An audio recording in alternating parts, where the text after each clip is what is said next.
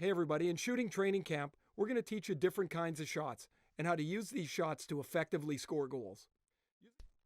Yeah, so I'll take you through a wrist shot demonstration with Cindy Crosby here and talk about the joint actions, the muscles you use for it, and uh, the different planes of movement.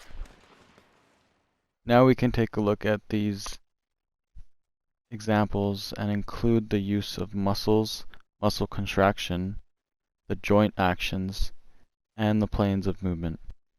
So this hockey player is about to take a shot, well, take a wrist shot,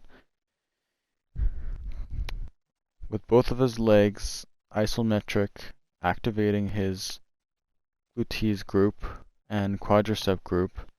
As he's beginning to shoot, he must tighten his rectus abdominis and his external and internal oblique as well.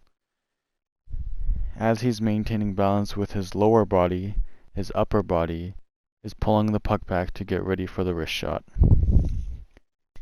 As he's about to take the wrist shot, he pushes with his left arm and he goes into an eccentric phase with his bicep and tricep until the point of contact, which actually switches to isometric.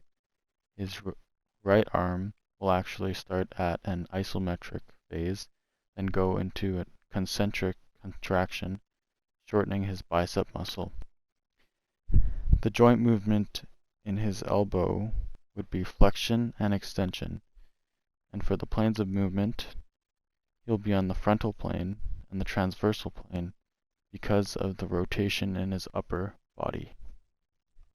There are also other muscles in his upper body that are being put to work, like his pectoralis major, and to go even deeper in those muscles, he would be activating the subscapularis, pectoralis minor, serralis anterior, and the latissimus. Now that's just the front area, so let's take a look at the back. So on the back, the main muscle groups that we would be using are the rotator cuff muscles, which contains the supraspinatus, infraspinatus, teres minor, and the teres major, which is actually located just under the rotator cuff muscles. And for the last two groups, we have the rhomboid minor and major, and the erector spinae group, which has the ilius causalis, longissimus, and spinalis. Now that we've talked about the upper body, we can talk about some leg positioning in hockey. Depending on your shooting style, there are different techniques to use. So in this case, Cindy Crosby lifts his right leg up and he's shooting with his left side.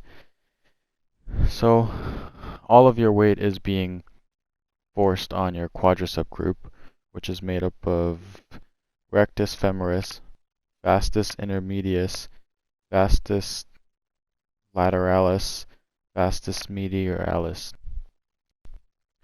Now these are all of the muscle movements for a wrist shot, a basic wrist shot, and I hope I covered most of the muscles and contractions and all of that. But thank you for watching, and see you in the next one.